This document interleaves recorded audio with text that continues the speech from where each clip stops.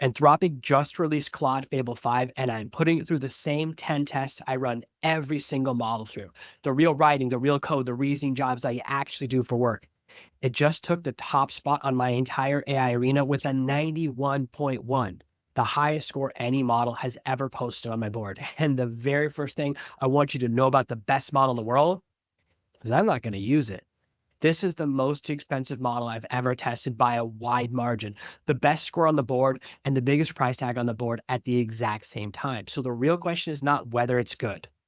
The real question is whether good is worth what it costs.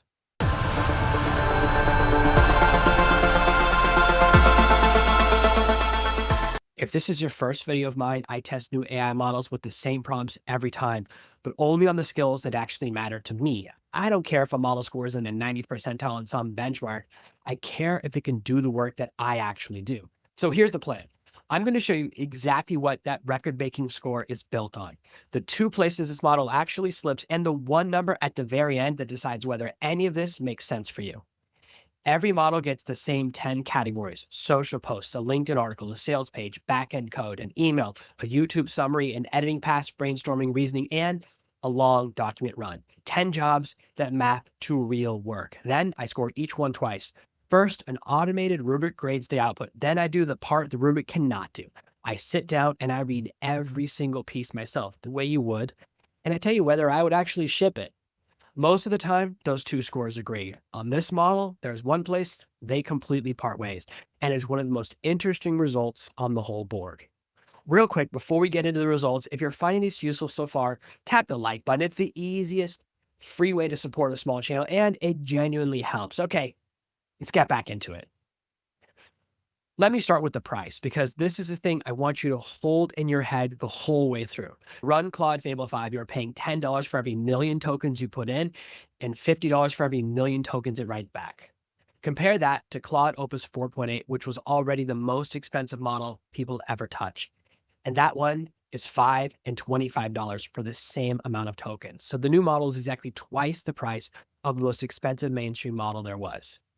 Then look down the board at the model it just passed, MiniMax M3, which is 30 cents in and $1.20 out. We're talking about a model that costs more than 20 times what the model just behind it costs. So keep that gap in your head the whole way through.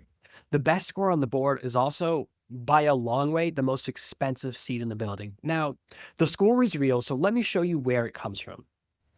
I handed my social media test, and this is the first model where I can see the jump with my own eyes. It writes a post about AI actually doing the work instead of just suggesting it, querying a database, touching real files, and it lands.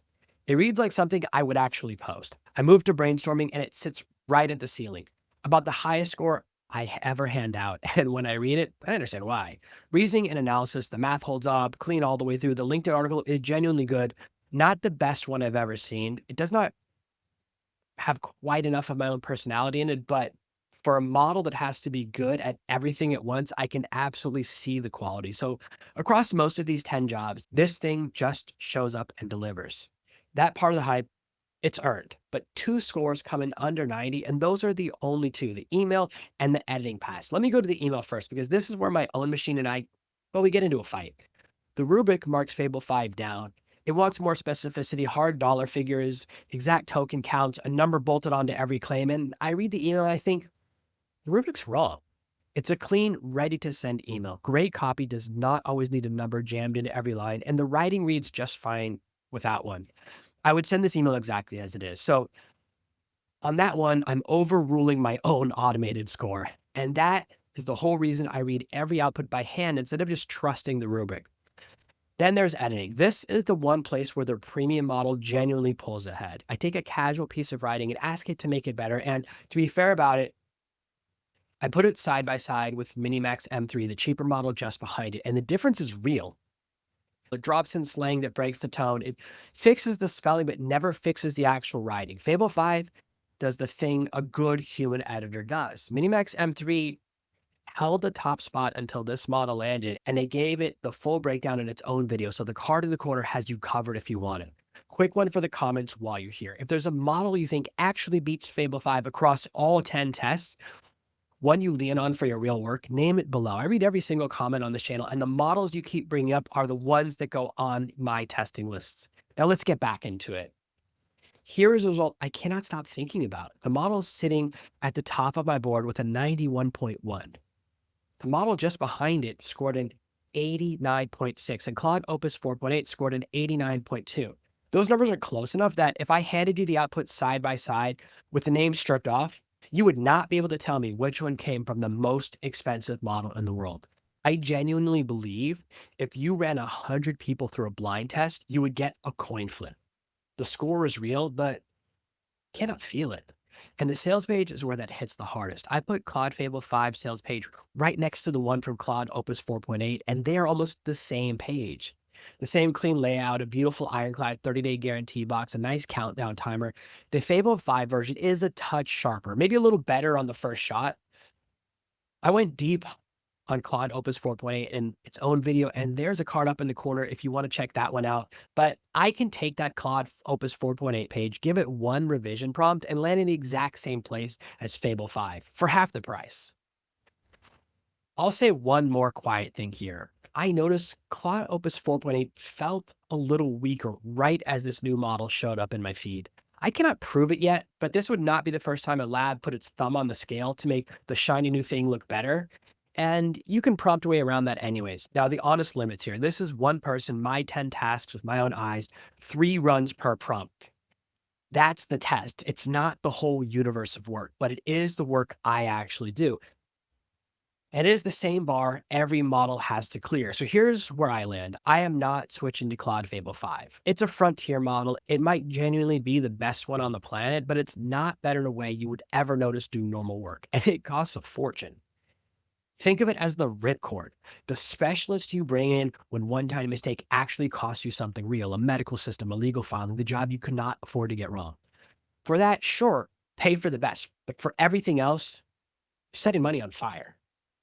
So here's what I would actually do with it. If you're doing life or death precision work, Claude Fable 5 is your emergency specialist. Keep it on the shelf for exactly that situation. If you're like me and you just want a strong daily model, Claude Opus 4.8 is still completely fine, and you can prompt around its rough edges for a fraction of the cost. And the real story, the one rattling around in my head right now, is that it's time to take a real hard look at MiniMax M3. It does almost everything this model does. It tells you exactly how many tokens you get instead of making you guess. And on its $20 plan, you get more context than you could ever burn through in a month if you tried. And to put a real number on all of this, I went and looked at what the test actually cost me. Running this one model through my 10 tests cost me $7.27. The same exact test on Nemotron 3 Ultra cost 36 cents. On Quen 3.7 Plus, it was 41 cents. Most important of all, the MiniMax test cost less than 35 cents.